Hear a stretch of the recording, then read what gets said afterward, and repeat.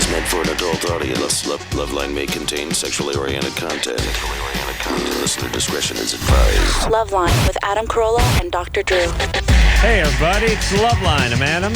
That's Dr. Drew. Phone number 1-800-LOVE-191. Dr. Drew, board-certified physician, addiction medicine specialist. And tonight, I want to welcome back to the show James Marsters from, let's see, Angel and Hey. Buffy the Vampire Slayer.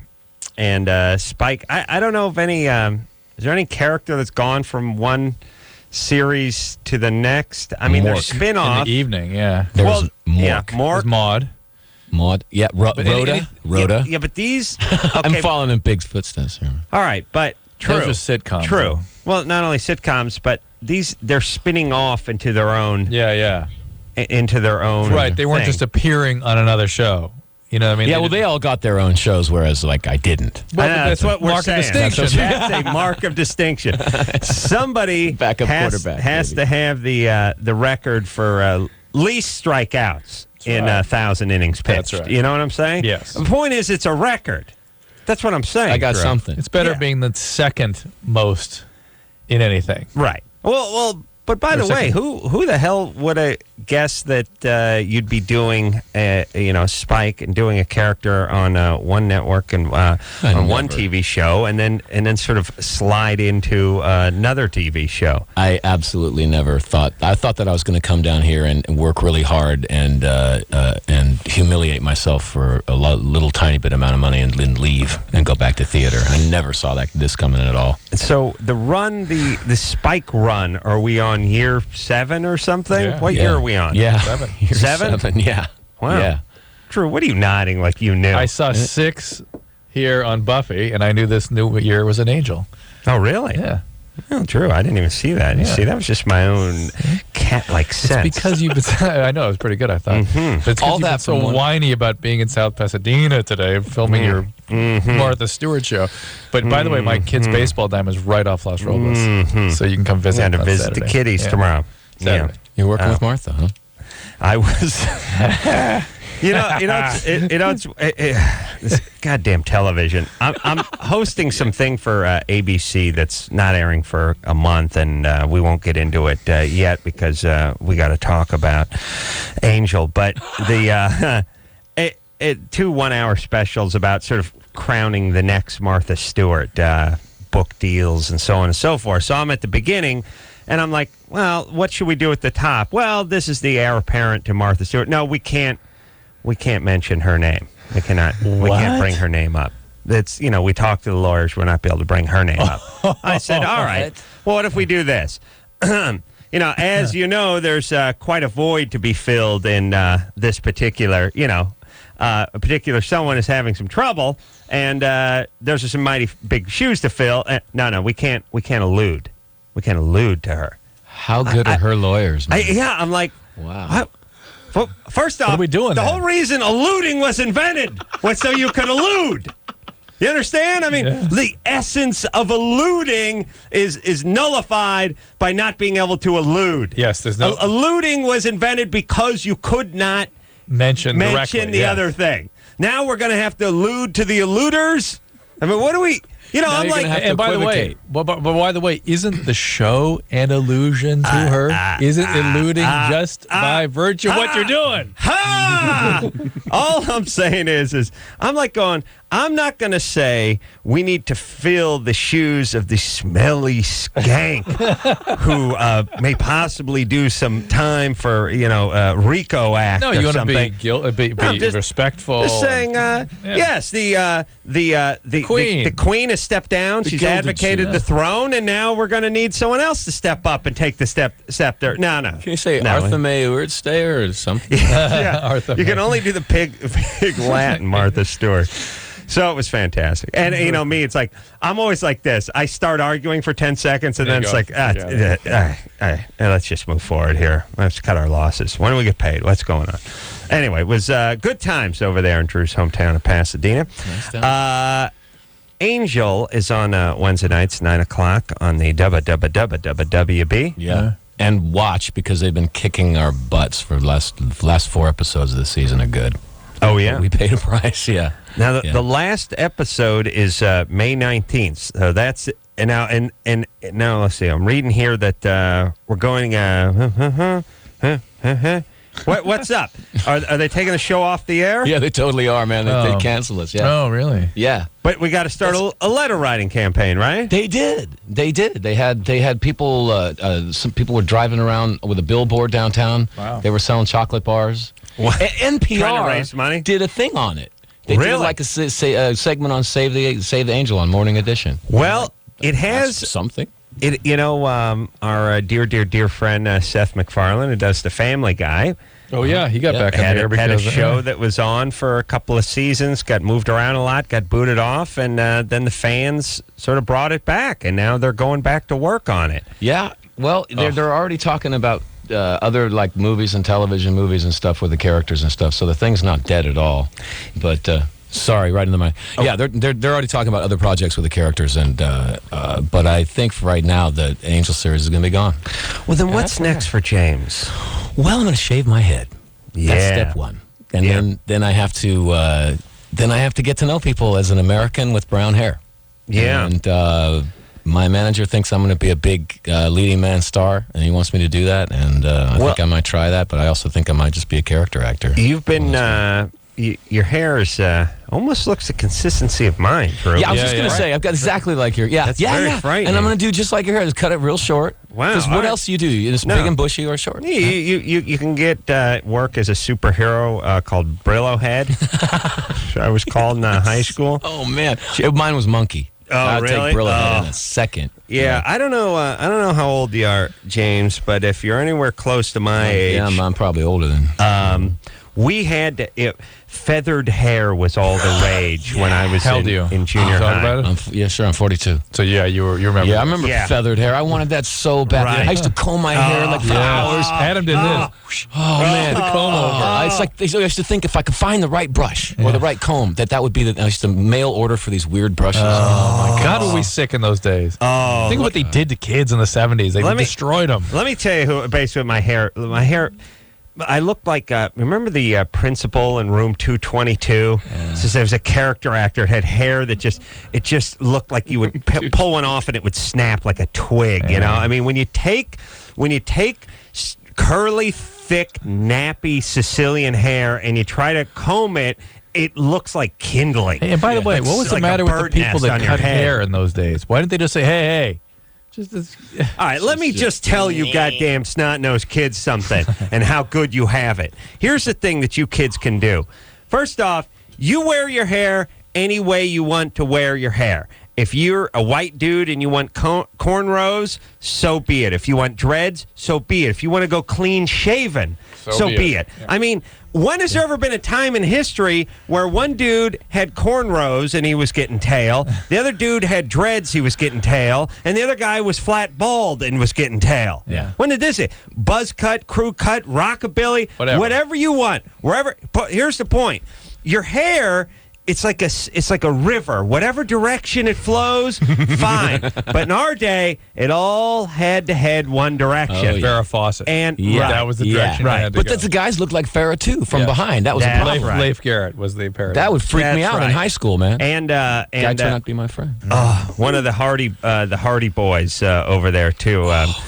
Keith and All right, let's move on. Let's Keith get some calls. Partridge. Let's get some calls Okay, going. all Here we right. go. I'm Have a flashback. Here's, Give it a here's all- flashback. here's all I'm saying. Here's all I'm saying. What are you saying? What if somebody just, and listen to me, you kiddies, what if someone just showed up at your school one day and said, look, here's the look, here's the hair, here's the attitude, here's the whole thing. It's disco, it's feathered, it's this and that. And you were like, yeah, I have a huge ass. It's not going to look good in those tight jeans. I don't care. Pack it in, fat ass.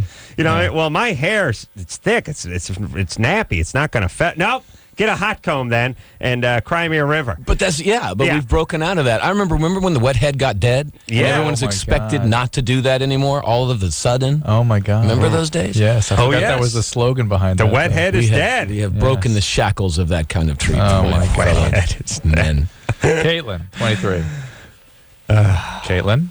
Yes? I got to build a time machine, go back to junior high and kill myself. Yeah. That's my plan. You want in, James? Yeah. Okay. Take me out, too. All right, Caitlin, go. Hi. I have a question for you guys tonight. Yeah. I was curious about the effects of Viagra on women. Well, it turned out they've looked at that rather carefully, and there's some effect. It's not nothing, but for the most part, it's not much. And it certainly doesn't seem to do anything to desire or drive. It can do a little bit for arousal, but the research showed that women have separate mechanisms for arousal and drive. For men, if you create arousal, you get, go to action. If you can figure out a way to, dilate the blood vessels and get some blood down to the honker, then you're going to get a sex drive out of that It's a call guy. to action, absolutely. Men are, at that point, driven towards orgasm at that moment. For women, no such thing. No such thing. They, in fact, don't even have drive. They'll have some arousal. They'll describe arousal, but they won't have any interest in sex. But isn't that interesting? But hold on a second. As a guy, it's hard to understand that. It's almost impossible to understand. But doesn't it have to get them half a step closer to the desire part to feel? Apparently not. No. The desire needs to come first. And for women, the desire part requires candles and conversation and things, and it's different. It's very different for women. All right, so, Caitlin, the Viagra's not likely to do too much. But women are also very pliable emotionally, and you give them a child's aspirin and tell them it's a horny pill, and they might just go for it. Are you know having what I mean? a problem with sex drive? A little bit, and I was just curious. I'm willing to experiment or whatever, but I'm just curious about any negative effects, like on your reproductive system or anything like that. No, not that we know of. Are you on any medication now? No. The main problem with Viagra is on the heart, and that's for people that are on cardiac medication like nitrates. So Why?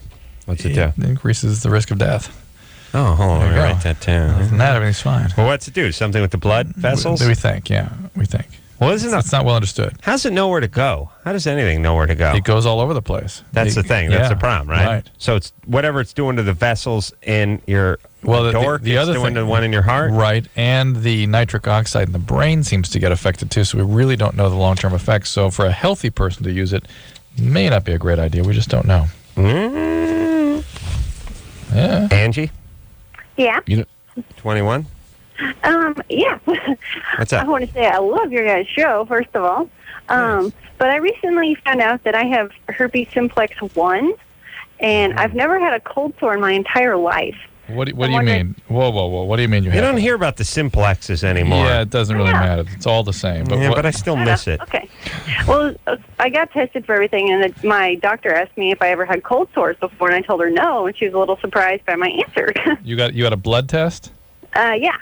Those are fairly worthless for herpes.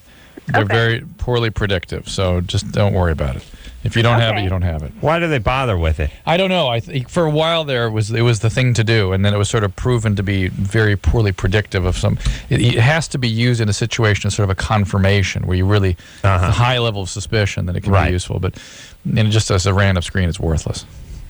Okay? So I'm curious, do I still need to worry, if about basically, here's the deal, Angie. Essentially, everybody has been exposed to herpes type 1 in their mouth or in their somewhere. So, you're like everybody else. Now, can you transmit it? Well, yeah, if you're having oral sex with somebody, possibly you could, like everybody else. But if you don't have an outbreak, it's highly unlikely. Okay. All right, baby. Well, thank you very much. Stop Adam, worrying. I love you. What's the matter? Nothing. I just wanted to make sure, All right. What are you doing out there in KC? What do you do for a living? I go to college, and I'm actually at work right now. I work for a television station. Really? What do you do? I'm a video editor here, and I work overnight. Really? And go to school. My goodness. Let me tell you something. That editing, Yeah. good money. I know. I'm very happy. I'm paying my way for school now, and everybody's so proud of me. Happy. But are you from the Midwest or something? Are you from Michigan? Yeah. No, I'm in Kansas City. I live here. Grew up here. You got a little bit of accent from All right. over north of there. All right. Oh, no, everybody asked me if I'm from, Canada or something. Yeah, you got a little bit of that Minnesota You got a little thing Minnesota going. in you. Yeah. Yeah, a little Wisconsin. But, and also you're in a good mood. Most people from KC are miserable. No, the Midwest. That's They're all true. happy. I'm in a good All right, mood. Angie. It's Friday for me, so. Yeah, good times there, baby doll. Yeah. Yeah, TGI F and F, because I got to work Saturday and Sunday. I'm pre-miserable. I'm now pre-miserable. bad. That's yeah, bad. I got to work. You have to work tomorrow, too? It's tomorrow Friday? Friday. Yeah, yeah. Oh, tomorrow. Well, You call it Friday. I call it Wednesday. Yeah. Yeah. Do you have a reason for that? It's Martha Stewart. I gotta do this. And don't mention her name. Drew. I beg your pardon. I gotta do this special. It's great. Cooking. It's great. Cooking special. Saturday's a double call too, which is like show up at 10. You wrap you out at 3, and then I'll need you back at 6. Like kind of thing. It's like, All right. So I may be coming over Saturday, Drew. All right. I may be crashing. That's fine. I give your house a quick walk We're around, do the give an inspection. Oh yeah, I love that. We're gonna do the baseball. Doing the baseball. Yeah. All right. I'll be napping at your house, possibly masturbating. Oh God. Yeah. We'll get the wet naps out there for you. Chris, Hey. you're 19. Yeah. Yeah. All right, buddy. What we just like it was like Chris fell asleep. Chris fell asleep in his car on the side of the highway, and I was the cop who just came up, Shine the light tapped on my him. ring on the window, and then shined a flashlight in there. Picture him sort of leaning back, half of Mickey's big mouth falling over in his lap. Hey, man, what? I'm cool. What's going on? Chris? Hey. Hey, yeah. Okay, can I see some license and registration, please? Insurance, proof of insurance. Step out of the vehicle, son, sir. Today, Junior? We haven't talked about this in a while, but I always like when they get real wordy about stuff. What I'm going to need you to do right now, please, is step out of the vehicle. Okay, go ahead for me. It's like, how about you saying out of the car? You have 28 words in there. All right, at this point in time, what I'm going to need you to do, and I'm going to like you to do and ask you to do, require you to do, is actually reach into your pocket, pull out your wallet, take the license from the said wallet, and hand it to me, please. It's like, how about you saying, how about your license? All right, I'm going to need you to right now, and what I'm going to need you to do for me, I wonder what goes on at cop school that they, That's the payoff for the long hours and the low pay. They get to do that. They get to string that out a little bit. Oh, that's so the moment they of want to relish it. I think it's Yeah, a that's tick. they're in the driver's It's a seat, man. twitch. It's a nervous thing. And Yeah. also, they're afraid you're going to pull a gun and kill them. Right. So they got Yeah. that thing going on too. Because it's like when they go, well, how many beers did you have, son? And you're like, well, now, officer. Do you mean today? Or Funny this is- story. Yeah. Yeah, it's the equivalent of that. Yeah. You never Yeah. go 9. You know, it's always, yeah. What I'm going to need you to do for me right now, sir, is please step out of the vehicle, okay, right now. It's always like, if I was, like, But you looking know at what? the officer's handbook, I'd be looking at that going, all right, let's cut this, cut that. But how much of that tighten is this just up. plain old anxiety? Just think you have to walk up to somebody on the street and start talking to them. Just that, that'd be anxiety for you. You wouldn't be interested. You wouldn't relish it. You'd be like, look, could you come over here for a second? Because I'm going to need to kind of talk to you for a minute. No. It Yeah, would you be- know, it would maybe be they're horrible. trying to be polite. I Maybe don't they're think trying so. not to be gruff. Could be. I don't know. I learned a long time ago, do whatever they Yes. tell you to Yes. do. Kiss ass. Oh, my God. Yes. I have a smell or something. They I don't know like you? what it is. You do. You look like Yeah. trouble. They don't like you? No. They Really? really want to, ever since I was a young guy, yeah. They really want to just get me down. Well, that's I remember getting mugged and getting my face split open and going to the emergency room and then getting done by the cop. Right, I mean, he That was was like clean. he thought you brought it on yourself. Yeah, get out of my emergency room, you damn punk kind of thing. Yeah. I was just going home, you know. I'd been working all night and I'm going home, yeah. Weird. Well, here's the thing I've learned too from the cops. And by the way, yes, I sympathize with them walking up, talking to strangers all Yeah. day. You always if you put your hands up on the steering wheel, they appreciate that. Oh yeah. Yeah, They really do. and it's strangers. It's not going to be any strangers. That you're 90% probability is Let me- an a-hole stranger tell you something. or a criminal stranger. I take it a step farther. I will actually, when they tell me to get out of the car, take the wheel with me. I will not lift my hands off the wheel. I just crawl out the window, keep my hands on the wheel. I keep that's. I you crawl, just- I put I my see ass you out the just- window. Yeah. Now I just wait a start minute. kissing their shoes. Hold on, immediately. I'm trying to picture not letting go of the wheel and getting out of the car. Oh, it takes some you practice. You have to be like it takes some practice. Yes. You have to taco yourself in half. And then one shove foot your ass in the ass, out the one window, foot, 1 foot in the ass. and then push the 1 foot out, and then but you can still keep yourself onto the wheel. Yes, it makes them very happy to keep your hands on the wheel. They ask for that. Interesting. So I feel like an idiot taking the wheel off this whole time, but Well, how do you open the door with your hands on the wheel? You got to disengage the airbag. Yeah, come on, just put your ass out the window. Okay, you're right. Drew's right. Let's finish Chris's I phone, don't shall know we? what we're talking about Let's talk anymore. to Chris. All right. Finish Chris. All right, what I'm going to need you to do right now for me, son? Chris. Hey. Yeah, 19. How you doing? And this word has never been more laden with meaning. Action. Just do it! Listen. Every once in a while, after my 15th minute of ambling on about nothing, I feel a little sorry for our callers, and I say, let's go back and see. You know what it is? You know what I feel like with our calls? I feel like that parent that was maybe it's a little tough on the boy. That's a little tough. Let me go talk. Let me go talk to Timmy. Timmy, listen. Daddy gives you time. He turns around, and socks me in the nuts. I go, all right, that was it. Now he's getting the belt. That's what I feel like. Yeah. Yep. All right, let's take a break. Let's regroup. All right. James Marsters is here tonight from Angel. 9 o'clock Wednesday. WWWWB. Start sending those letters in, kiddies. That's right. Oh, yeah. 4 more Savable, episodes. man. Keep this show on the air. We'll take a quick break. We'll be right back. LoveLine. Okay, wait. My hair. We'll be right back. As many as 1 in 3 Americans with HIV don't know it. To find a testing location near you, call toll-free 1-866-344-KNOW.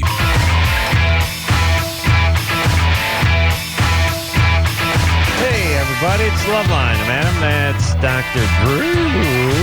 Phone number 1-800-LOVE-191. James Marsters here tonight from Angel. You know him as Spike from Angel and from Buffy the Vampire Slayer all those years.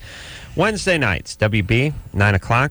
James also got himself a band called Ghost of the Robot, which is going to be playing at the Knitting Factory this Saturday night. Yeah. And I was walking down Hollywood Boulevard, and I saw the Knitting Factory the other day, and I thought, wait a minute, didn't it used to be somewhere else? And why is it there? And is it the one that's on Hollywood? Yeah. And it's right underneath the Galaxy Theater, or what used to be the Galaxy Theater. Yes, I believe so, yeah. And Yeah. right by Been there this like 3 wacky times. Hollywood museum that nobody seems to know about. Do you know about that, Drew? The one, I only know about that one by the Hollywood Bowl. There is a museum that's on Hollywood Boulevard. It's right down from the Chinese Theater. It's right where the Knitting They Factory got is. Godzilla outside there in neon. Yeah. You mean the Hollywood Wax Museum? Not the Wax Museum. And not there's a museum that has the set of Cheers on it. Wow. Yeah. Boy, that would be exciting. And but It's one on the corner of by the way, Highland and- the set Yeah, Hollywood and Highland. it's west of Highland. west of Highland. Yeah, about a block or whatever. Yeah. Sounds further down than Kimmel is. It's on the Same north side of the street as Kimmel? Oh, okay. Other Yeah, on the side. north, yeah. You know, here's the thing, everybody. You know, you want to meet William Shatner. You want to see the Batmobile. You want to see the Cheers set. Always disappointing. All of it. Yeah. It's Shatner, fat hair plugs, Batmobile. You just realize a lot of plywood and duct tape, like just orange tape and stuff. I mean, illusion. we had the Batmobile on the Man Show once. I remember Jimmy saying to me, "No way, is this the Batmobile?" I was like, he's like a 9-year-old. That's very funny. You didn't, because the rocket. Sounds like my son. Like, no way. Yeah, I mean, Wait, it's the Batmobile. The rocket's plastic. the rocket is a Quaker oatmeal, Yeah, right. container spray painted black that's duct tape onto the back of the Impala. It's not an actual rocket. Jimmy's like, no way, that's not the real one. No, it here's the thing: you take the car, you paint it black, you have it go by at 80 miles an hour, and you put a bunch of Day-Glow orange stickers on it. You it can looks, get away with it. It looks. You it can looks take a cool. close up of it. If It's not you're even film. It was pretty TV careful. then, too. Yeah, but totally go get up on some of those, especially those mobiles, and you'll find out. First off, 3/4 of them are plywood, like just the facades and the stuff that looks like the Sharks fan. It's just a piece of CDX ply that's been spray painted silver. It's always a disaster. But I'll tell you one thing: you're not going to be disappointed in. You're not going to be disappointed in James Band at the Knitting Factory. We are actually this Saturday. humming. He has no Batmobile. I'll tell you way. that. We got no duct tape, man. No, he's the real we're McCoy. hitting. I got to say, we got a new album, and it's really good. Our new album is a lot better than the old one, and I think that's probably what you were hoping for when you're in a band. And You want to move that direction, baby doll. Yeah. And we've been rehearsing. I just got finished filming, and we started daily rehearsals with the band, and it's just absolutely fabulous. Well, you know what I like Especially about the band. Oh, really? Yeah. No. All right. Well, that's a good transition, Drew. Paige, 21. Yeah. What's happening? Oh, nothing. Just hanging out. I was just calling to see. Oh, hi, James. Hi, Drew. Hi, Adam. Hi, hey. Well, I was just calling to find out about James' new album. When is it coming out? It'll be coming out, I imagine, next fall, early fall. We're to come back from Europe and finish it up, and then we got to master it and copy it a million times. Oh, right on. By Sounds September. cool. Yeah, I loved the last album a lot. It was really good. Thanks. I thought that it showed a lot of potential, but it was really rough. There was a really jerk producer on it who wouldn't let us really do what we wanted to, and it was me. Actually, because I was kind of fronting the money for it at that time, and I didn't want to spend much money. And this time we have enough money as a band to really do it right, and it just sounds great. Oh, well, that's so, good. Yeah, I get it. You won't be disappointed. Oh, right on. So, yeah, I'm excited about hearing the new album then. Yeah, Right if you could get out. Now, you're calling from Chino? Uh-huh. How far is Chino, Drew? It's Northern California. Oh, That's yeah. what I thought. Where the correctional facility is? Yeah. All right. That's Chico. Oh, no. That's Chico? Chino. I thought there was a Chino, too. Chino's... All I right. confused them. I confused Chico and Chino. I think it's Chino. No, Chino, yeah, there's the Chino prison down here. It's by, like, Chico's what I'm Chino's thinking and of. Yeah. Diamond Bar and everywhere. Yeah, Chico. Chino, okay. Yeah. All right, baby doll. Hey, listen, maybe James and the band will get up north one of these days. No, she's down by Diamond Bar. Oh, she's Diamond Bar Yeah, one. Chino's down there. Well, yeah. that's that one. Yeah, yeah. All right, well, get out here to the knitting factory on For Saturday. sure, Saturday on. night. Yeah. Yeah. For We'll sure, hit. for Come sure, on down. man. It's going to be good. Yeah, go down to Hollywood Boulevard. You see a guy in a Spider-Man outfit who has no ass. I see these guys every day because they're out front of Kimmel's show, handing out flyers and taking pictures. Listen, I understand you're not going to get a, top name a bodybuilder just, for $7 an hour to get in that outfit all day, but at least get a guy with some ass. These guys are like, it looks like a kid wearing pajamas.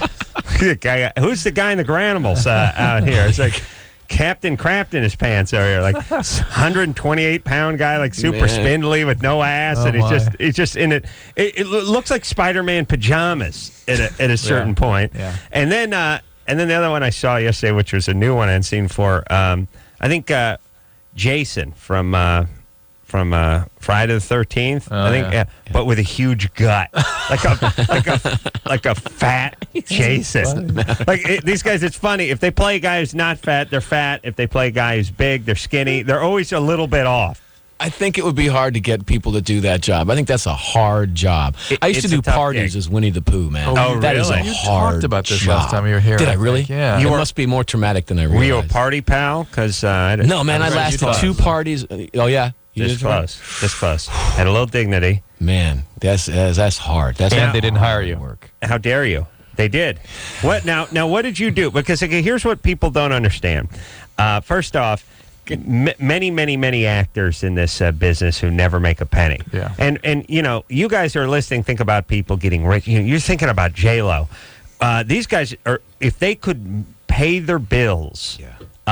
Doing their craft and not have to temp and not have to be a waiter, server, whatever, they would be ecstatic. They would sign on the dotted line. If I could go to these guys, put a little contract in front of them and say, look, you're not going to be a household name. You're not going to be on a Wheaties box. They would take it a second. You get a 2-bedroom apartment over there in Sherman Oaks, and we'll make the payments on the Acura.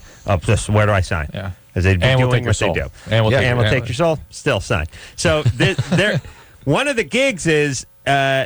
so I guess in L.A., because there's a whole bunch of actors and everyone's desperate, there's a whole bunch of businesses other than the business, ancillary stuff that is sprouted off to the left and the right. And one of them is all these sort of party guys. And so you get guys who have, 18 years of Shakespearean training dressed up as one of the Ninja Turtles at a 4-year-old's party getting $50, right?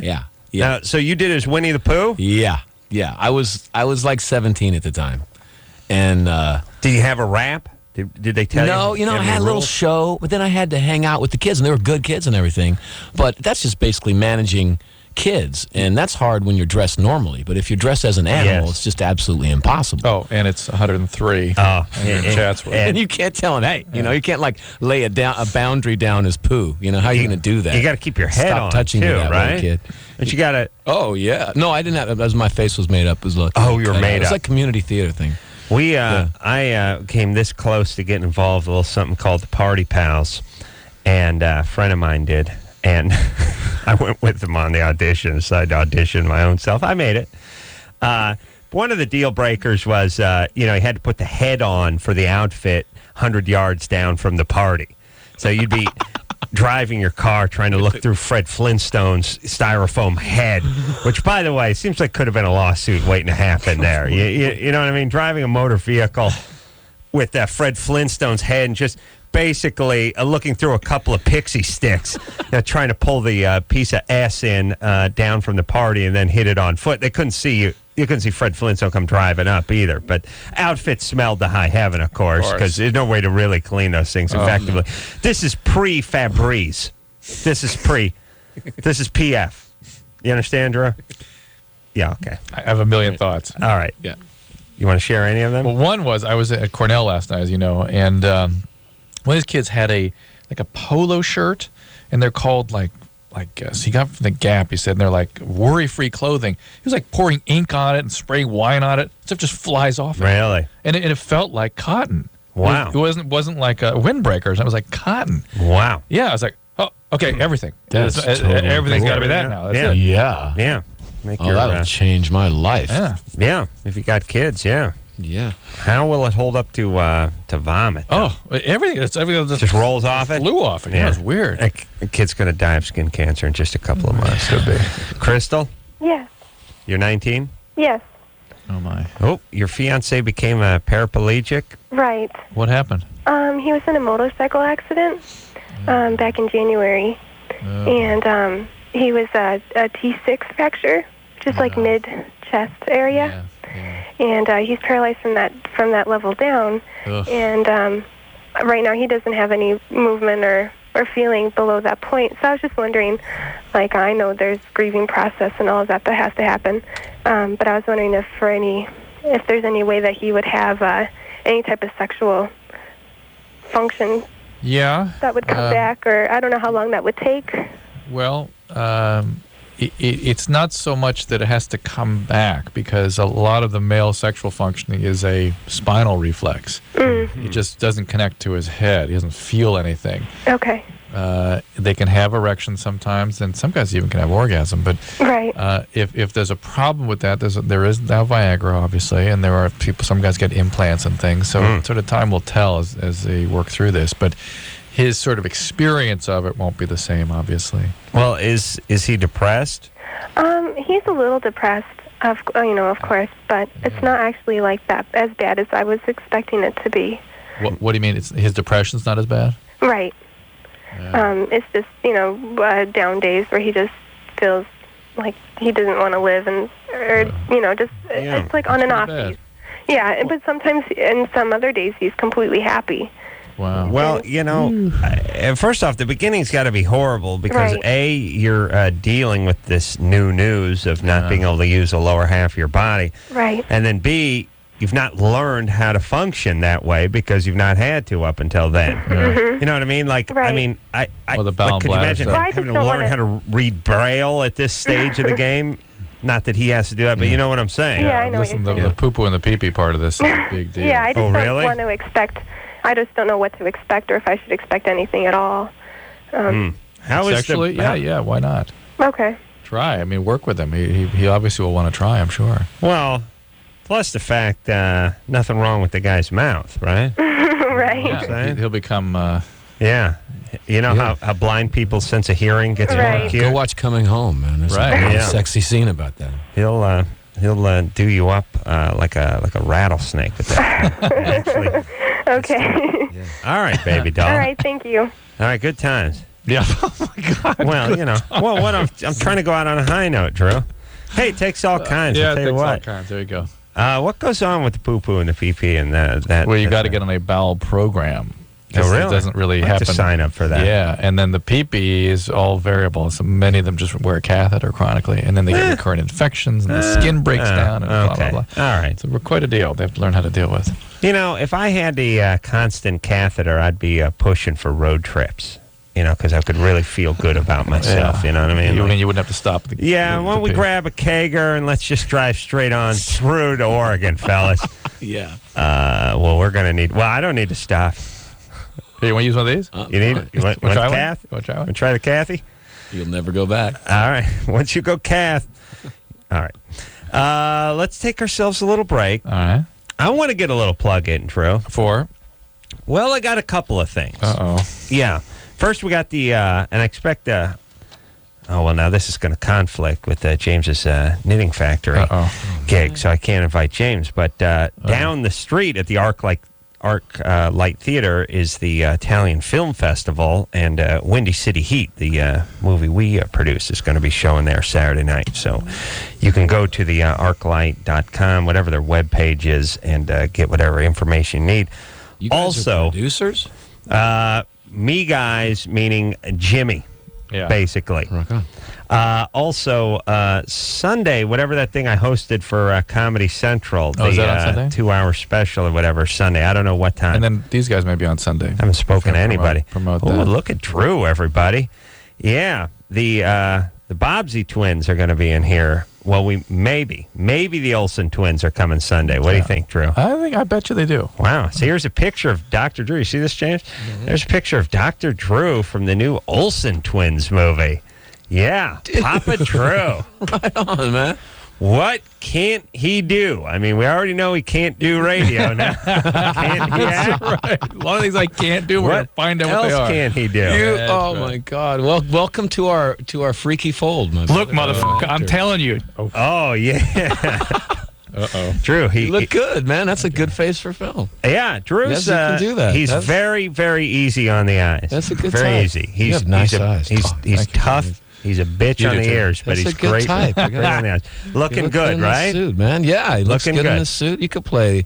You could play a lot of things. I'm playing in the this dad. suit. He can work. I'm the dad. He's the Oh, you're Olsen the twins' dad? dad. Rock on. I thought you were like the lawyer or something. You're the dad. No, he's their That's daddy. Like a big part. Who's your daddy? Drew is. Oh, man. So you want to be an actor? No. No, kinda he was rough. No. recruited. He was recruited.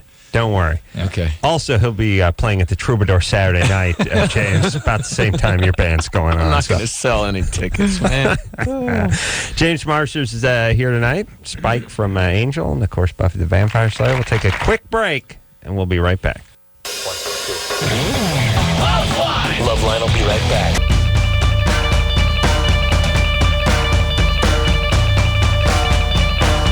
Hey, yo, it's LoveLine. I'm Adam. That's Dr. Drew. Phone number 1-800-LOVE-191. James Marsters here tonight from Angel.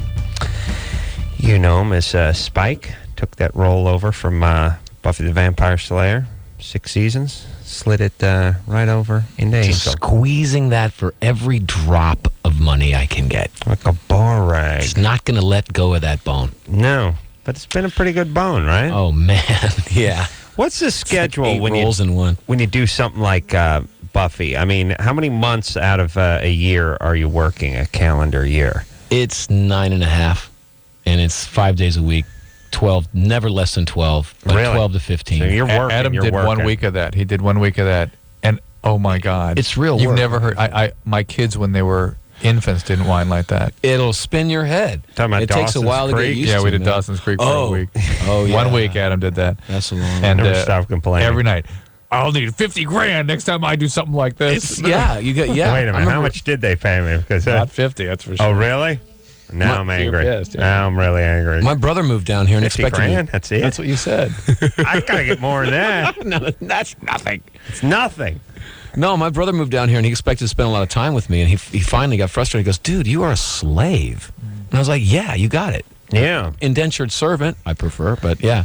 Yeah. That's the real work. I mean, Except 80% of that 12 hours is spent leaning up against the truck at the with the truck drivers. Teamsters. Yeah. Teamsters, yeah. Yeah, I know, except for you need to be there. And that's the part that busts your Oh, wait, chops. yeah, there's also that part where they take the tape from the camera and measure it to your face, They which measure takes it about an out. hour. Isn't that Yeah. yeah? And then you have to be spontaneous after that. No, the way we shoot Angel, the director of photography is so fast. He's from Australia, Ross Bergman, and he did Dead Calm. Oh, yeah. And he lights in like 10 minutes, 5 minutes. So all of the time is not spent in your trailer waiting for them to be ready, like you've kind of hoped. That's Yeah. kind of the Hollywood dream. Sure. That no, it's actually spent on the set with more takes. So Oh. I got to say, I mean, Buffy was like that. Buffy was 40 minutes to change a lens or anything, and that was great. Drew, you ever I was see playing my guitar most of the time. You ever see Dead Calm? No. No. You should Sam see Neill. that movie. Yeah. It's a good movie. It's about. Nicole It's about a Kidman. murder on a boat. Wow. Yeah, Nicole Kidman, Sam Neill. But here's the whole thing. 98% of the movie, except for a little flashback or something, takes place out at sea. And you're usually used to being out at sea when it's, high seas and, all this sort of captains and everything. Yeah. This is doldrums, just dead calm, as the title would state. But very interesting. But shot dramatic. really well. Yeah. And when you think about it, Amazingly. not that easy to shoot, interestingly. That's because dead calm. No. Drew, go see it. It's a thriller. When did it come out? Oh, man. Years ago. It was like the movie that brought Sam Neill to a lot of people's minds, I think. Drew thinks Might be that's a wrong chick, about that. by the way, so yeah. don't talk to him about actors. Okay. Nicole Kidman, you'll like her in this. Yeah. It's probably been about 12, 13 years. What name is that, Drew? Ariadne. Yeah. Ariadne? Ariadne of Noxus. You're, right? You're 12? Yeah. What's up? Your parents are opera fans or something? No. Like Greek mythology fans? No, I'm just Ariadne is like the ancient Greek princess or whatever. Yes, that's what I said. Yeah. All right. Okay. No. Yeah. Hello? Okay, go ahead. Okay. My nipples have pus coming out of them, and it's weird. That's probably more likely to be milk than pus. What? Are you on medication? No. Is there any chance you're pregnant? No. You smoke a lot of pot? No. Well, you got to tell your doctor about this. It may be something normal, it may be nothing, but to have milk production at your age is pretty unusual.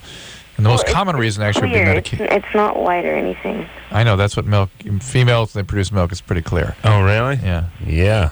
And it's like lumps. It's not coming out of the actual nipple. It's like lumps around it. Like on it, but not not the high point?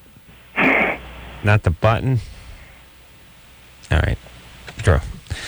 Talking to, first off, just trying to pronounce her name. Really, trying to pronounce her name is all you need to know about her because everything feels like a handball against the drapes. She's 12. I give her a break. She's lactating prematurely. Yeah. But it needs to be checked out. I mean, there could be brain tumors and things associated with this. Oh, yeah. Yeah?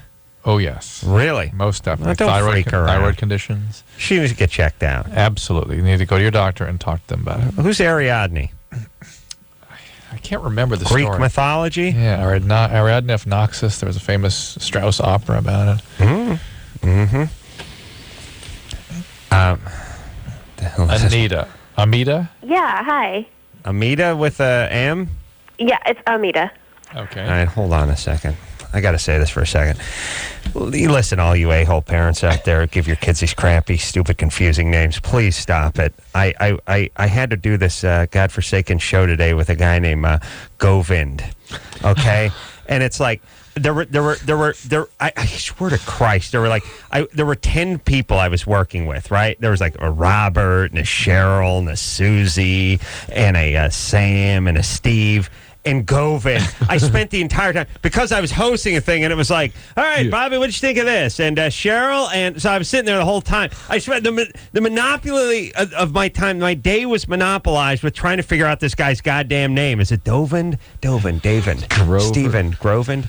Govine? Now, okay, the guy's a nice guy and everything, but it's really intrusive for you to take your effed up name and have everyone spend the majority of their day trying to figure it out. It takes up way too much time. And then see, here's the real, at least Govind doesn't mean anything. It's just confusing and no one can ever memorize it. And by the way, here's why people can't memorize your name. It's not a name. What if I just said, hey, what's your name? Needmouth. It's I just made like a Jerry Lewis. It's amazing thing. Yeah, you're going to be able to remember that? No, it's nothing. Yes, there's no reference. And by the way, I can't go, oh, my uncle's name. No, it's nothing. So what do you have to do? You have to focus. But now, at least the guy I'm working with today, A, nice guy. B, owns a nice restaurant, so I got to kiss his ass. But C, it doesn't mean anything. It's not connecting. I think it's like Plato's brother's name or something. Seriously. All right. For me, that's still nothing. I'm from North Hollywood. And barely Plato. That's what's his name's dog. But it's funny. It's all these Greek things tonight. Here's now Amita over here. Every single day of her life. Here's what it is. Anita? Yeah. No, it's not Anita. It's Amita. Think if you could take all those seconds that you wasted in your life, Amita. You learn to speak Mandarin, Chinese, and play the guitar like Jimi Hendrix. Because every single person you meet, hi, my name's Amita. Anita, it's nice to meet you. No, Amita. You just have to correct every single person. And then if you read it like we were sitting there reading, I was going, it's a typo. Yeah. It must be a typo. Is it Amita? Anita? Yep. Everybody. Listen, Amita. It's Amita. Thanks, guys. I've never hated my name so much in my life. But, Change it to Anita and kick your dad right in the nuts for me, if you would. Hold on. I mean, we got to take a break, Amita. We'll come right back in a second. Okay. Please go with Anita. Okay. Oh, no, okay. Why not? Listen, Amita, you want to be my favorite person in the world? Here's all you need to do. All you need to do is every time somebody calls you Anita, do not correct them. I usually don't, but you guys ask me how to say it. Oh, I love you. Yeah, now, if it's a guy you think you're going to spend the rest of your life with, don't correct him either. No, go ahead and correct him. But if the chick at the DMV, leave her alone. Yeah, I don't really care what people call me. I don't care. So. Good girl. Hold on. All right, I'm coming around on this Amita. James Marsters here tonight from Angel. We'll take us a quick break. We'll be right back. Here it is. Bottom line, it sucks being single today. Tons of lame people and no decent prospects. Call the Dateline. Call the Dateline. Call the Dateline. 1-877-889-DATE. LoveLine. LoveLine will be right back. So get your problems ready.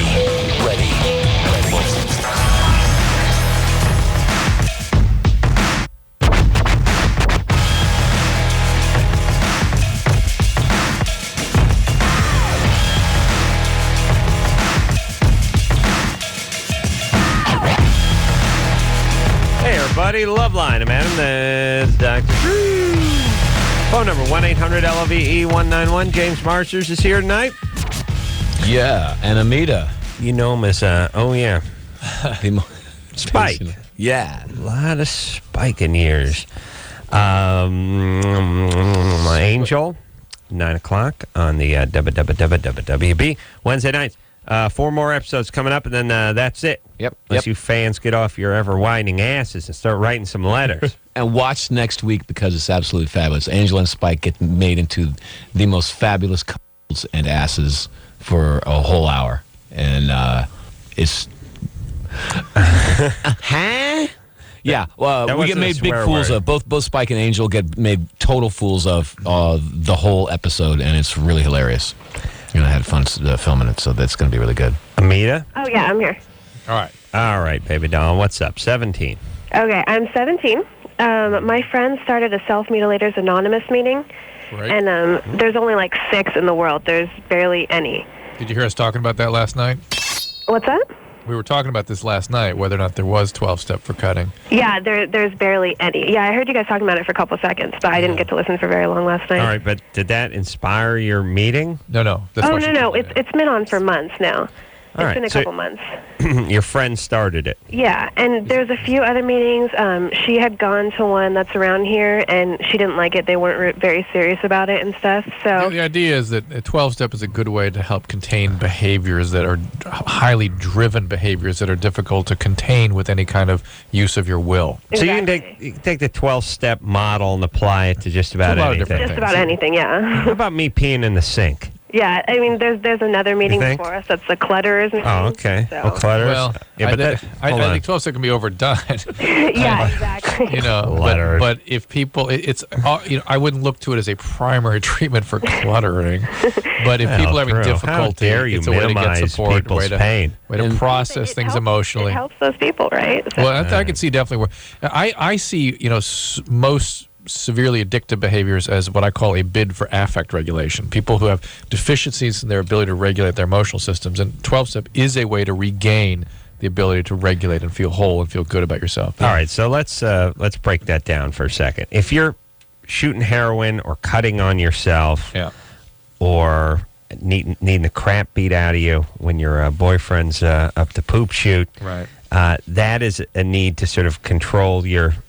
You call it affect. Your feelings. And by feelings is almost too narrow a concept. But it's trying to regulate. It's trying to take hold of something. Yes, to regulate, to feel whole, to feel good. Yeah, but it's almost like by creating another very drastic feeling, you're controlling your feelings. You might, yes, some other uncontainable feeling you may not be always aware of is sort of satisfied or gratified or deferred or something. Right. And so the 12-step is a good way to satiate that. Rebuild so you don't need to do those things anymore. Yeah, because it gives you extra support that you can't give yourself. Well, it's that's the meeting part, but the actual 12-stepping, the actual doing the 12-step with the sponsor is a therapeutic process. It's just a controlled, structured relationship, and it turns out that humans build their emotional systems through dyadic exchanges. I have an interesting question. What, dyadic? Through interactive, intersubjective, interpersonal but again, experiences. Drew, what is the step I hate? All of them, I believe. I know, but what's my least favorite? Quitting. Oh, the making amends. The 8th or 9th? Yeah, I think it's 8th step. It's where people call me. Yeah. Hey, man. Hi, who is this? This is John. John who? Oh, no. You know who this is. I've had those. Hey, dude. What's up? I haven't seen you since that party. Yeah, that's what I wanted to talk about. Yeah, well, I'm kind of watching TV now. Yeah, listen, I'm sorry for what I tried to do to you, man. It's cool, dude. I don't really want to relive it. No, it's not cool. What I did was wrong. Okay, well, anyway, I'm going to get back to Survivor now, because it's been some years since we did. Yeah, no, man. Listen, brother, I want to apologize. Yeah, I know, no harm, no foul. Yeah, yes, harm. Yes, foul. Okay, this is now more uncomfortable than whatever it is you actually did to me 9 years ago that you're calling about. Yeah. Because at least I was high when you were doing that, I've too. forgotten it already. I forgot all about it. Now I'm sober, and this is weird. I have a question. Let's just create a drive-through or a dummy or hologram or something they can talk to other than actually confronting the person that they screwed with. The amends Obi-Wan doll. Yeah, it's just a hologram, and you put whatever face you want on it. Gym coach, old girlfriend, dad, babysitter, whoever you got to apologize to, Korean liquor store owner, whoever you need to make amends to, go and just apologize your ass off. I can keep drinking, feeling good about myself, and we don't have to have this weird stilted. And here's the other thing that people discount. When you know somebody's really effed up, it makes it easier on you. Like when people are coming, go, dude, and you're going like, okay, he's not going to remember this tomorrow morning at school. But when he's sober and he's getting into that weird, hey, man, this is important to me, man, because I just want to say I'm sorry, especially when their voice starts cracking. I've done a lot of things I'm not too proud of. It's like, okay, is this one of them? How about, what's the step where you call and apologize for this? We need a 13th step. We need a 13th step where you then call back and apologize for the 9th step. All right. That's very uncomfortable, Drew. Especially when you got as many drunken friends as I do. I get those calls all day long. I now have my assistant field them. Tell Adam. All right. Ryan? Hello? Hello, buddy. Here, Florida. All right. You there? Yeah, I'm here. All right. Are you a virgin? Yes. Shocking. Yeah. All right. I'm devastated. A brewery in blank claims that their beer has an erotic effect with men. For women, the owner claims they merely enjoy the sweet taste. And as for macho men, there's a 2-liter version which allows men to, quote, fully participate in the bedroom after drinking the liquid Viagra. Mm-hmm. Now, this could be a little bit of a curve. He could be... Yes. Did this happen? Is this brewery in Germany or Florida? Right. And you think brewery, immediately you think Germany, but he may be trying to trick us with that. He may. On the other hand, that would mean he was smart enough to attempt to trick us. And the I don't think he story is. also called it liquid Viagra, and we don't know if Viagra is called Viagra in Germany. Yes. But it's an English it story. comes in a 2-liter container, Ooh, 2 which liters. soda comes in, but not beer, to the best of my Not in this country. knowledge. Yes, you get your 40-ounce that Snoop is famous for. Other than that, I don't think it comes in a liter container. I'm going Germany. I'm with you. James? Germany. Ryan, we're going Germany. Yeah, it's Germany. Yeah. Ding, ding. Yeah. Best to stay away from the metric system, my friend. All right, one more thing. One more. All right. All right, you're the same person as Norm Macdonald. Yeah. Did he hang up? What does that mean?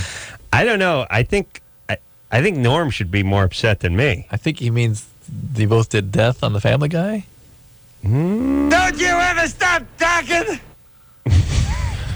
I don't know. All I know is I think Norm Macdonald, I think people confuse me with Norm Macdonald, and they also confuse me with Gilbert Godfrey, and I'm much better with the Norm mixture. Yeah. Although Gilbert, plenty funny and everything, but quite a few inches shorter than that. I don't see the Gilbert thing. I get confused with James Marsden all the time. Oh, yeah. Because the X-Men came out, and everyone thought I was fabulous. Thank you, man. Hey, you ride it out.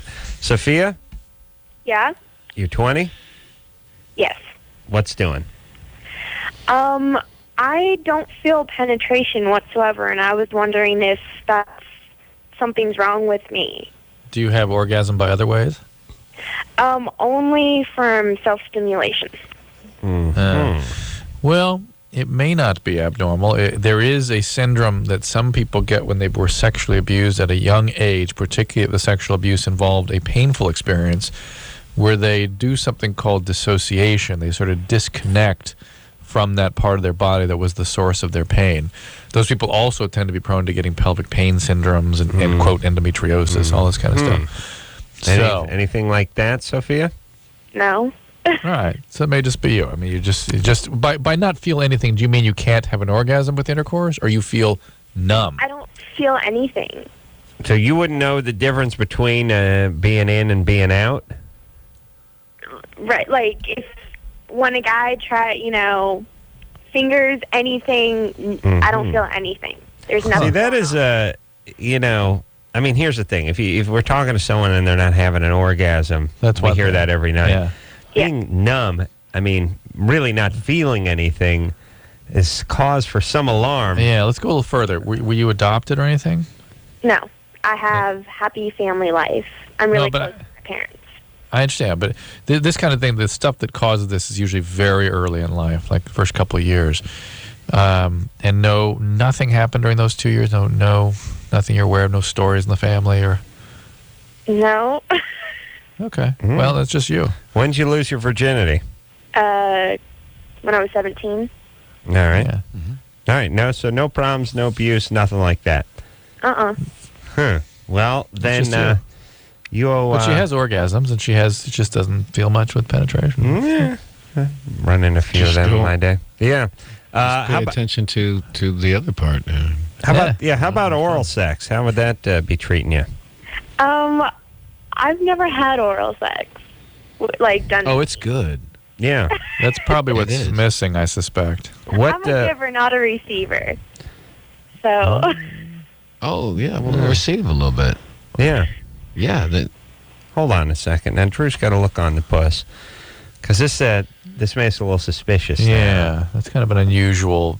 Not that unusual for a 20-year-old, but we're piggybacking it onto our initial suspicions. Yeah. A lot of guys don't like to do that, too. So it might just be who she's with. Yeah.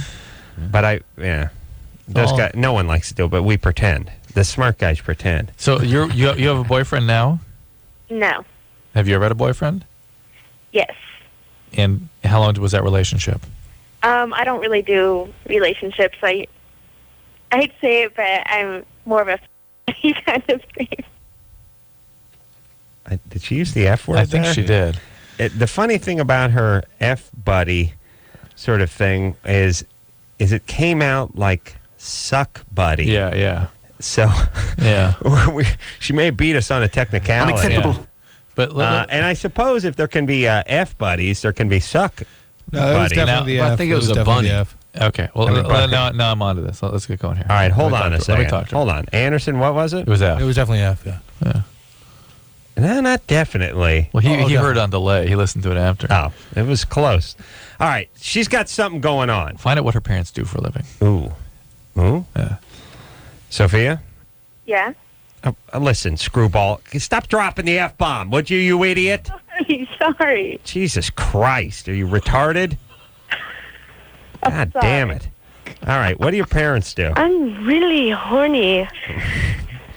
My dad is a salesman and my mom's an accountant. Aha! Drew knew it. Okay, look, something's wrong with you because it started off with, hey, listen, your parents are great, everything's fine, everything's beautiful. And that sort of gave way to, I don't get, I give, and I don't have relationships. I'm an F buddy.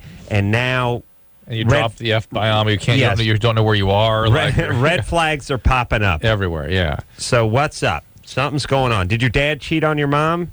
No, not at all. They've had a 20-year, relationship, and it's been, perfect. Fueled by lies and alcohol? No, it hasn't been perfect. Look, then you have a brain tumor if your parents were perfect, because no 20-year-old girl's supposed to be a F buddy. Especially when Sophia, you get nothing from sex.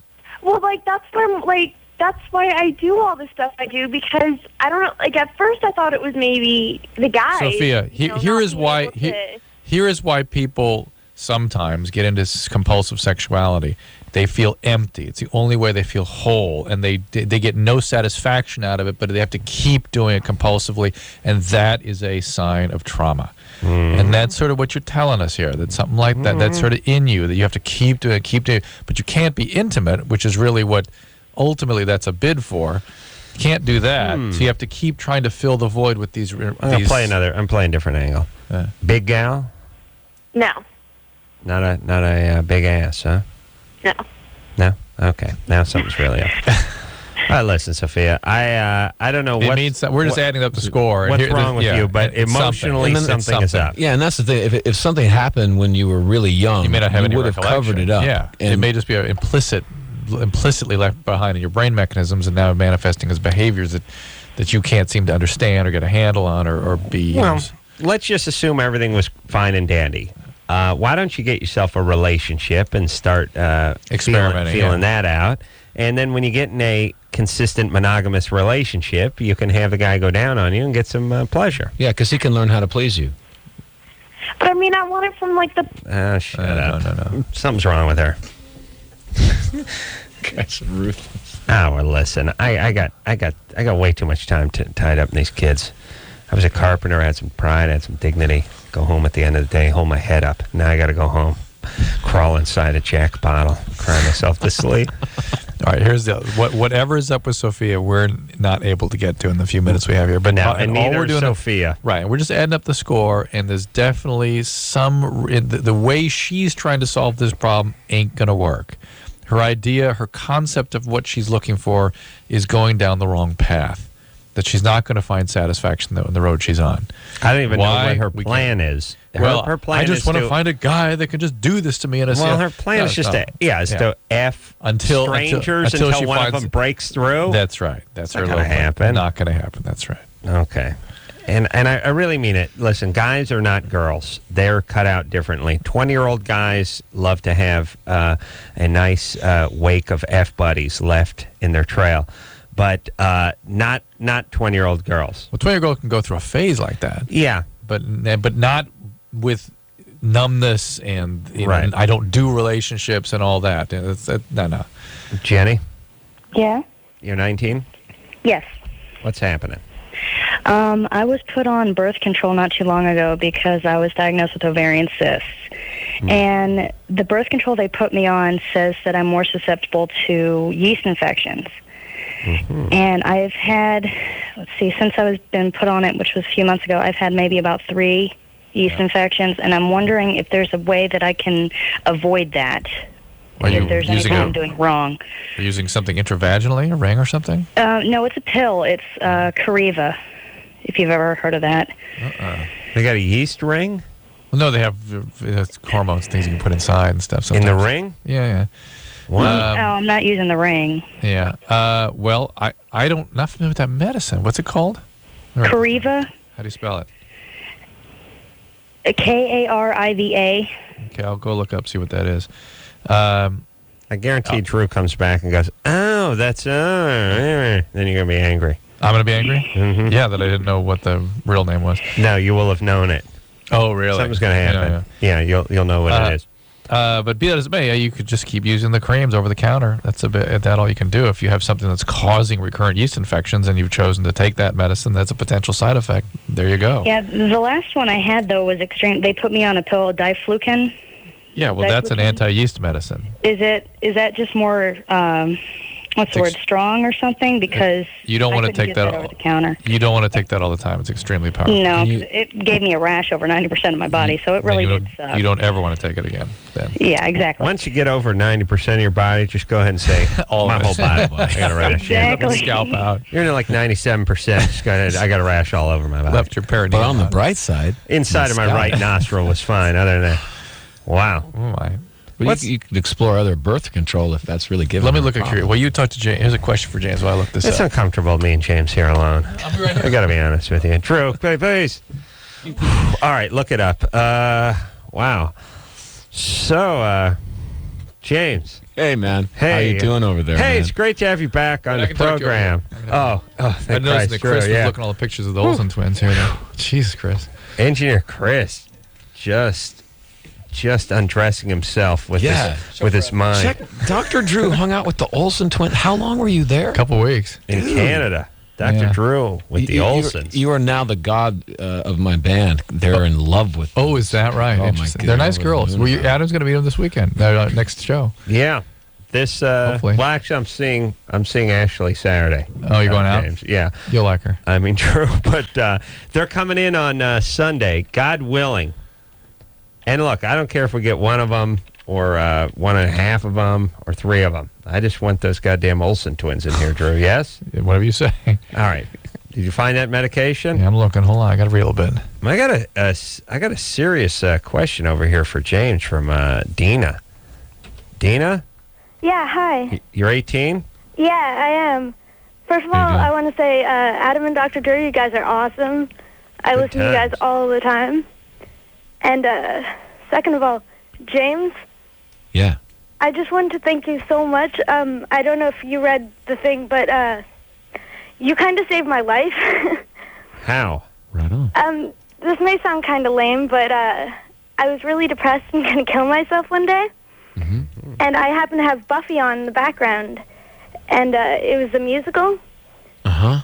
And so, James, when you said that one line, it was, life's not a song, life isn't bliss, life is just this, it's living. You'll get along. The pain that you feel only can heal by living. I realized that I shouldn't kill myself. Wow.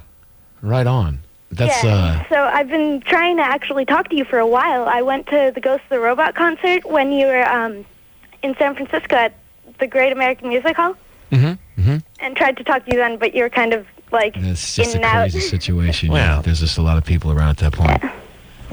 When you're rocking, you know what I mean? You don't got time. Yeah. But man, I'm a part of a very large group that tells stories, and that's we really do think that we're talking about real things, and that makes me really happy that it gave you the little extra bit that you needed that day. Huh? Hey, you got a decent voice too, Dina. Thank you. Yeah. You do any singing?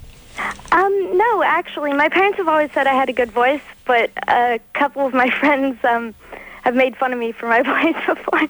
Yeah. I don't know if they were just kidding or if I actually have a crappy voice, but I guess not. Yeah. Thank No, you. you have a good voice. All right. Yeah, see you at karaoke. Yeah. Good times, baby doll. Yeah. Yeah, or get onto a radio show where you can be like a morning DJ. You got one of those voices. Yeah. You know, those peppy All right, so you haven't killed yourself. Maybe I can come and be a guest on LoveLine. You want to be a guest on LoveLine? Sure, why not? Listen, I got to tell you something. If we put everyone who thought about killing themselves but didn't on the show, we would we'd have several thousand guests a night. Yes, Drew? Yes. Drew is locked into that computer now.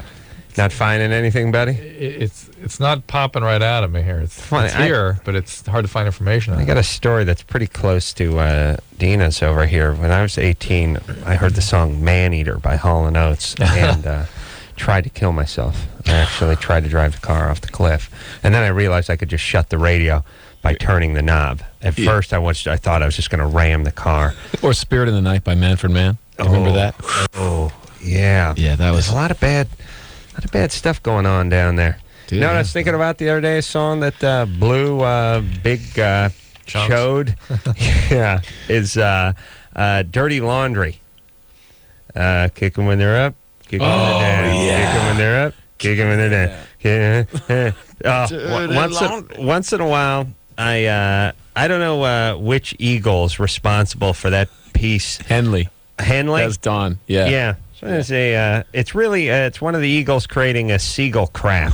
It's basically, ironically, but once in a while I walk down the halls here and into the 93.1 hear it pipe down the studio here, the classic oldie station up the hall, and I hear that song, and I want to just put an explosive vest onto me like a Shiite and extremist and just go into the studio and take everyone out. There were good songs that year too. Oh, that Dirty Laundry song just makes me want to. A combination between wanting to just vomit and attack somebody, like some program director that got too much blow put in front of him. Let me just say that. The sad truth is that there's people that's their favorite song. That's the sad.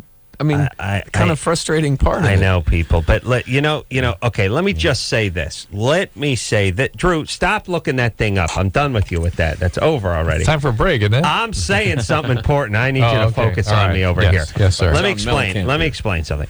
People are stupid. They really are.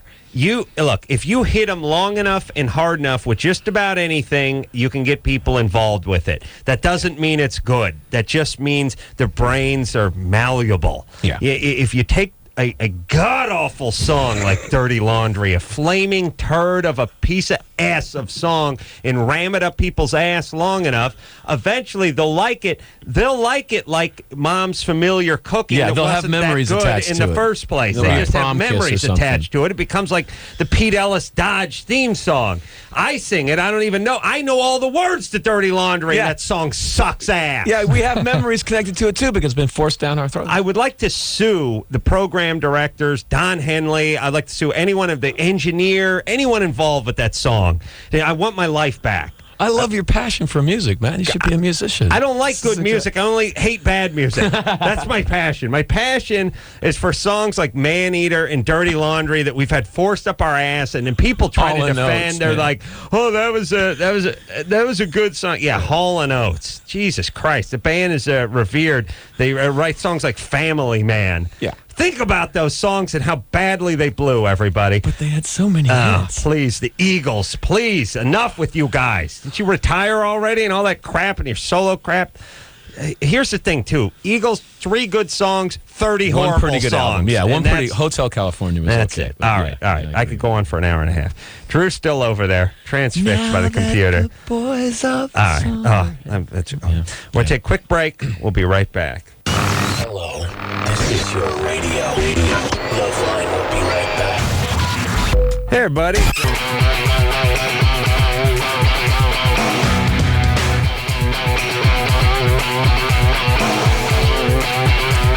Hey, everybody. It's LoveLine. I'm Adam. That's Dr. Drew over there. James Marsters. From, you know him as Spike from Buffy and now from Angel. Wednesday nights. 9 o'clock, WB. Yes, Drew. What? You find out anything? Yeah, it's Merced. It's a low dose birth control pill. Does not necessarily prone to yeast infection, but any of them can. Saw The Darkness on Kimmel's show the other night. How'd that go? Not great. Shocked. I'm shocked. The Darkness copped a little attitude and walked off our show on Tuesday, and then I saw him performing live, and I was curious, and I was trying to go in with an open mind. Didn't sound too great live. Were they interviewed by Jimmy or anything? No.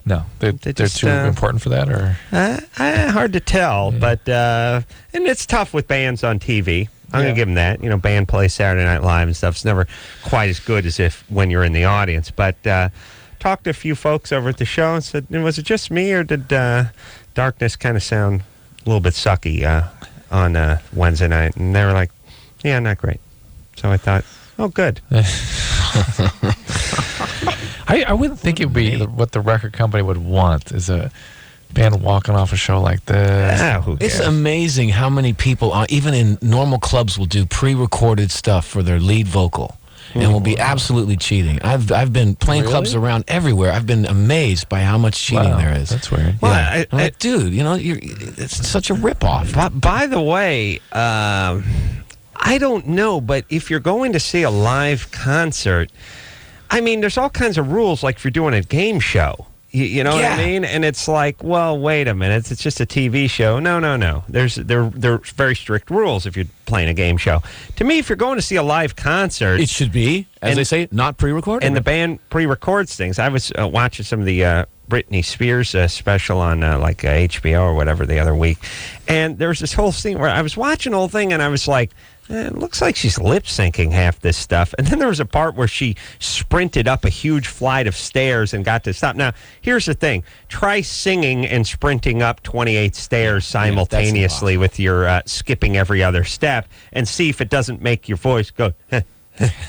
just a little bit, and then get to the top and hit the high note without microphone 2 inches from your mouth. You got one mic up the tuchai and the other's up your nostril, and you're sprinting up a long flight of stairs, and there's not an ounce of breath or whatever to it. It's like, and I thought to myself, I was more angry at the bad choreography than I was at the lip syncing. Like I was like, look, do not put yourself in a dunk tank. You know what I mean? It's so obvious. Like, if you're going to lip sync. Don't run in place and do Tae-Bo. Let the background people do all that phonetic dancing so that you can sing. Right. But they have computers where if you go off the note of the melody, it will kick in the pre-recorded melody until you get back on track. Really? Oh, it's just obscene. Oh, we got to get one of those for the show. Absolutely. Every time you say something you wish you didn't say, stupid, it just kicks in. Carol's telling another high school football story. It just slides in. Wow. Drew's about to punch the mic again. Well, maybe we just put sort of an electrical shock device in our seats. No, if we start getting on track. I like this one much better. Yeah, you can't sprint up a bunch of stairs and singing all the while and never hear it in your voice with the mic 3/4 of an inch from your mouth. No way. All right. And you do, by the way, when people are singing, you hear them, doing but that's the fun of it, is that they might make a mistake, actually, because it's live. That's dangerous, and that's exciting, I think. Yeah, I don't understand kids today, Drew, but what do I need them for? I just do a radio show where we talk to them. Chris? Yes. You're 21? Yes, I am. What's up? So I would imagine that at 21 years old, I would have a pretty healthy libido, right? I mean, that would be something. Sure, so, Chris, you're right. Absolutely. And I found that the past few times that when I am in an intimate situation with a female, I don't get an erection, and I don't really feel. I don't feel like this. Said female. Is it the possibility that it's like? All right, really? No, you're up in your head, Chris. Yeah, like a robot. Well, you crack a brew and maybe take a little toke off a joint. Are you nervous? That doesn't help. Are you? Are you nervous when you're with the girls? No, I mean I really enjoy being with them. So okay. All right, here's what Chris needs. I was looking to call for. Well, maybe he's doing James too much coming pot up. or too much alcohol. No. I'm a pretty clean guy. He needs a steady girl that he can work things out with and get his confidence level up with. Yeah. All right. Well, I think that most guys are the same way. Most guys, really, if we're honest about it, I mean, we can go and do the stud thing and have sex with a stranger, but we really enjoy it much more when you get to know somebody. Yeah. Am I wrong about that? We just don't admit it because we don't want to say that's the macho thing, is not to say that, but it's kind of normal. Well, look, what it is there's a point where you're getting to know somebody and you're feeling comfortable. It's new and you're comfortable. Mm-hmm. See, here's the problem. Either it's new and it's great, but you're uncomfortable, or it's comfortable and it's old. Yeah. There's this sort of part where they cross, usually about week 5. Men actually have a biological drive for diversity. Yeah. And new. Tell your, You want the chicken story? Old lady listening? Yeah, tell the story. Tell the chicken story, Something Drew. called the Coolidge effect that affects Drew all effed mammals. a bunch of chickens in the cool. After our 43rd president. Yes, it's after the president back in the turn of the century. And basically, the federal government used to maintain farms. And they used to take the president around once a year to inspect the farms. And this President Coolidge came around, and he and his wife were inspecting the farm. They separated, and they were going through the farms. And the farmer took Mrs. Coolidge over the chicken coop and held up his prize rooster and said, Mrs. Coolidge, understand, this is our prize rooster. He copulates at least 100 times a day. The farmer was very proud. And Mrs. Coolidge looks at the rooster and says, Monsieur, please be sure to point that out to the president. So now she goes on about her business, and now the president comes along, and now the farmer is still proud but a little more subdued about things. And he goes, Mr. Coolidge, your wife asked me please to point out that this is our prize rooster and he copulates at least 100 times a day, at which point the president said, with the same chicken? No, with 100 different chickens. Thank you, Calvin. Yeah. All right. God, yes. Drew, and let me say this. Drew's only good story. Yeah. No, I mean, that's a winner for you. It's a winner. Yeah, it's good. It's good. Yeah. Lots of mileage. No, I hear it only about once every 14, 15 months, and I enjoy it. Well, I got to say that. People are too quick to do that. Oh, I've heard this one. No, I always enjoy it when Drew tells that one. I do. If you have discipline every 14 months, then yeah. If it dropped down to a year, I think be too much. There'd be trouble. Yeah, too much.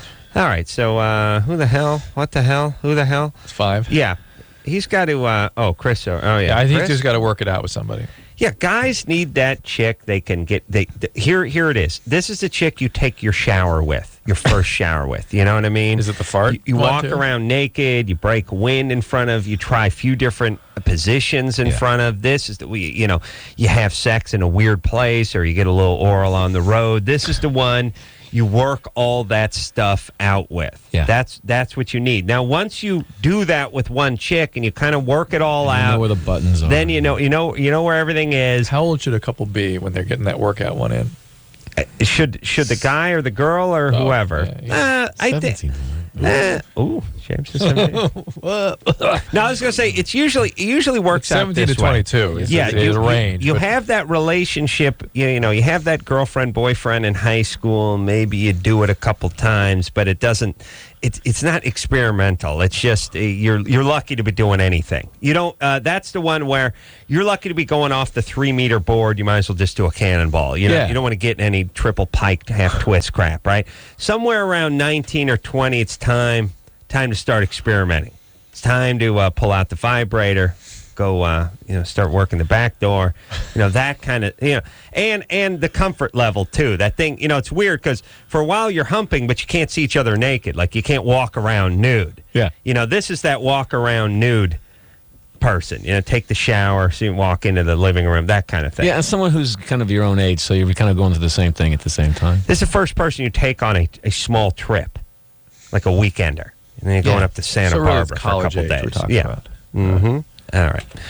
Chris? Yes. You're 23? Yes, I am. What's up? I had a question for Dr. Drew, actually. I was told, in high school, I was always told, condoms are safe. They'll protect you from all STDs, or most STDs, I should say. But one of my friends was telling me that HIV can actually go through the skin of a condom. It's a small enough organism that that is a concern. That's not been proven, but people have had concerns about that. Oh, so it can happen. Well, no, I didn't say it could. I said people are concerned that it might be the case. Well, now they're concerned about that with latex condoms? With latex condoms, but clearly it's a lower risk than if you didn't use the condom. The question is, how good of a barrier is it? And because probably it's like, pretty good. Like any kind of filter, and that there'd be less dirty air coming through the filter than if you removed it completely. Yeah, I mean, even more so than that, or though. less likely for there to be anything getting through. There's a possibility it could get through, but they don't know that it gets through. If you use a spermicidal condom, then you... Nah, that actually doesn't like those. Yeah, this is not good news. It says they taste bad. No. Yeah. What was her name? Phooey. Tina Fey did. You're like, what was she did over that? Oh, when I told her about something gross? Yeah. All right, yes, Drew, why not? And by the way... We don't know, but there was a data, the World Health Organization came up with some data that showed that it actually increases the risk of transmission of HIV. Oxynol 9 may be an irritant. It may slightly increase the risk, but... Because it opens things up a little bit or causes an opening? A very, very slight effect. The thing they did see was it doesn't seem to benefit anything. It's not a big deal. Wow. And well, not good. Okay, so what's up with now? What is it? The AIDS virus? Is it a molecule? What is it? It can protein. It's tiny. Okay, but it's not a bacterium like chlamydia. Is that bigger? Way bigger. It's way bigger. Yeah.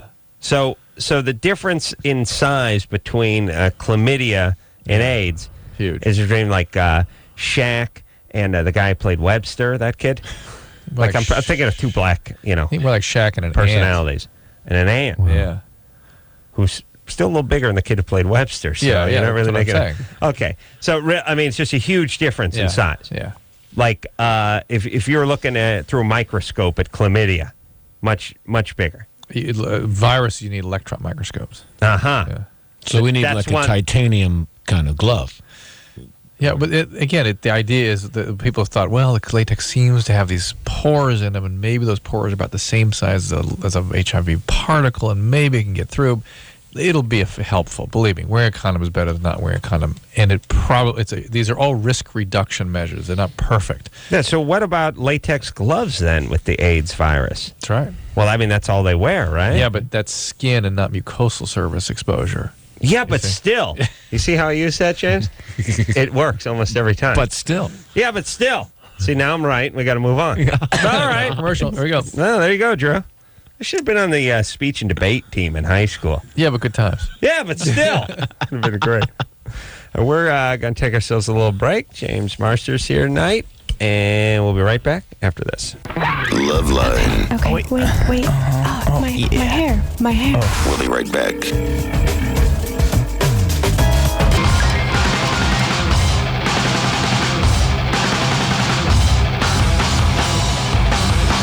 Everybody, it's the LoveLine. James Marsters here tonight. Spike from Angel. Drew and his stupid hypotheticals over the air. Got you guys all worked out. I was going to bring that up on the air, too, and really mess with you Trying guys. to take a whiz. James has one about being on the moon. Yeah. It was actually in the show, so I can't take credit for it. It was really good. Cavemen or astronauts, who would win if they're on the moon? Not on the moon. If they're just on Earth fighting. Mm-hmm. Who wins in a fist fight, cavemen or astronauts? I mean, now the astronauts, are they laden down with their equipment and stuff? Yeah, so they fly through time, right? And they come back in the Mesozoic era or whatever era it was, right? And they land down. Yeah. And they can get out of their spacesuits if they want to, but they find cavemen to get into a fight. Caveman takes them. I'm going caveman if I'm just going pure hand to hand. But if you gave the modern astronauts man, will find more weapons. We're saying astronaut, but we just mean modern man. Yeah. You gave astronauts 20 minutes to put a plan together. They could probably fashion something for themselves. That's right. Plus, they would also respond in a coordinated fashion. The astronauts, right? And they're also trained by military, and they can communicate too. But I still go with the cavemen, man, because astronauts are going to be small. They always pick the small guys to get in those capsules. They can't have any lard asses. But Angel have Ancient Man was small too. Yeah, they weren't that big, but thick. Were they? Well, the Flintstones. He was thick. Seen, yeah, he loved pizza too. Did you see John Goodman? Huge man. Love pizza. Love pizza and big ribs. Take your head in his hand, man. All right. I got my hypothetical, too. Yeah. This is about effing the person at the office. Oh, no, we've heard this one. No. Come on. This is a good call. This is powerful Somebody stuff. wants to give you a bar mitzvah. Oh, really? Yes. Come on. Let's hear, listen to this. You're lucky, man. I know. I hear about that. This is going to be powerful. Where are we going to? 5. Oh, 5? Well, how the hell do I know? Because I had the sticky up there. The sticky was over on 1. Alexis? Yeah. You're 20? Uh-huh. What's up? Guys. Adam, I think that you should have a bar mitzvah. Yeah. It's too late now. It's too late. Now I'm literally a millionaire and I got everything I need. But back in the day, I could have used one. I understand, but I feel like you have enough respect and, you should be recognized in the Jewish community. I should. You know what I mean? Number 1 honorary Jew right here.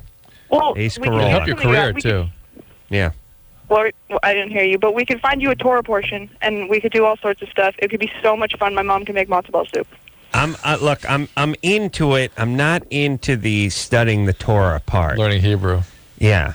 So we'll have a 13-year-old boy say your part or something. That's what I stand in. That's what I like. I'd be up there, ladies and gentlemen. Thank you for coming out. I'm now going to read from the Torah. Josh, get in here. Come here, buddy. I mean, I think that's reasonable. I don't remember my Torah portion, and I don't really think that it had any. Oh, you had the bat mitzvah? Yes, I did. All right, listen, you Jews got to work this out. This is a dude thing. This ain't a chick thing. This is for the fellas. You know what I mean? You got your menstrual cycle. You got a lot of stuff we don't got. Your menstrual cycle. Wow. They have a little. That's like the same. Playing a lute once a month. Menstrual cycle. No, that's equal. You got your menstrual cycle. I'm tired, Drew. I went to bed at 2 and I got up at 6:30. Nice. You got your your traveling menstrual cycle. The point is you have things we don't have. Why? Don't take our stuff. Yeah. The bar mitzvah, that's for the fellas. But I'm a Jew. It's more about. Okay, well you don't have a beard and a payos, do you? You didn't become a man. You didn't become a man. That's not fair either. I don't even get to wear the yarmulke. I don't get to wear. You know what I mean? Like. Do you really want to wear the yarmulke? So badly. Right on. All right, so you want to give me what's involved with the bar mitzvah, by the way? Nothing. You just have to read something. Well, when's your birthday? I know it's coming up sometime. You said, weren't you going to do a countdown till your birthday? Yeah. Or like maybe that wasn't you, but you were going to be recognized for your birthday and be really excited about it. But you just find a Torah portion, something that was written in the Torah around your birthday. Oh, really? That's how it works? Yeah, kind of like whatever they would read on that Saturday, depending on their schedule. In L.A., things get a little booked up, so you might have to read something for a few weeks after, but that's the way it goes. All right, and would I pick a theme? Sure, for the party? Yeah. Oh, you're more interested in the party. The party's where it's at. I'm just telling you you have to do the religious stuff. The party, you can do whatever you want. All right. Well, I like to pick like a Star Wars theme. Well, you're in. I thought you'd have stripper theme. No. Stripper I'm Star keep Wars. Keep it cool. And This is Leah. hey, everybody, it's Corolla's Torah Honorary Jew. Candy Stage 5. Candy Stage 5. Yeah, that's what I went. I went Vince Neil there. And like a strip club DJ doing it. It could be arranged. All right, baby doll. I'll tell you what. I'll check up on you around your birthday. How about that? Please do. That's coming up. It's the end of May.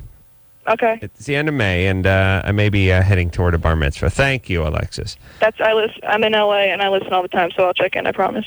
Thanks, sweetie pea. Good night, you guys. All right. Bye. You don't have to worry about the Jews. They always land on their feet. They really do. They take care of their own. They take care of business.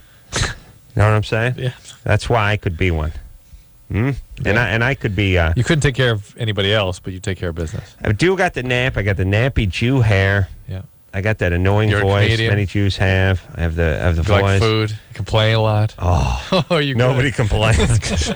Nobody complains. I complain about first class flying. Yeah. All the time. My nuts aren't warm enough? What? Yeah. Oh, yeah. don't start 'em. The ones on the top are colder than the ones on the bottom because the ones on the bottom are insulated by the ones on the top. Please, somebody do something about this. This is an insult. Yeah. All right, we're taking a break. Horrible food and in such small portions. That's basically my key to life. Yes, Drew? Yes, Adam. All right. We'll take a quick break. We'll be right back. Okay, so I know there's nothing wrong with me. So what's up? So I was like you, and I used to think that these Datelines were totally cheesy. Why can't I meet anybody? But I tried everything else and thought, what the hell? So I called the Dateline and actually met a cool guy. I called the Dateline and I hooked up with some cool people. Believe it or not, other normal people are out there looking too. 877-889-DATE. 1-800-LOVE-191. We'll be right back.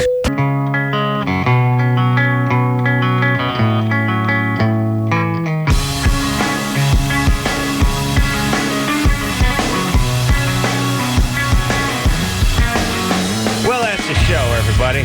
Thank Christ. James Marsters, everybody. But I will watch. Angel. I will watch something that's after South Park. So That's right. obviously, be sure to catch Adam this Sunday. Oh, this Sunday on Comedy Central. That's right. Big special. Big bar mitzvah James special. Marshall. Right. James. Yeah. Angel, 9 o'clock, WB, Wednesday nights. I want to thank Anderson and Ann and Junior, producer Lauren and Chris and Brian and all the fine people that make this show the good solid 7 that it is week in and week out. So, until next time, it's Adam Carolla for Dr. Drew saying mahalo. By the way, here's why people can't memorize your name. It's not a name. You know, what if I just said, hey, what's your name? This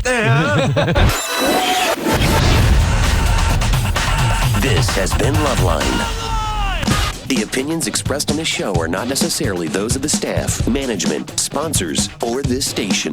The producer for LoveLine is Ann Ingold. LoveLine is a presentation of Westwood One Entertainment.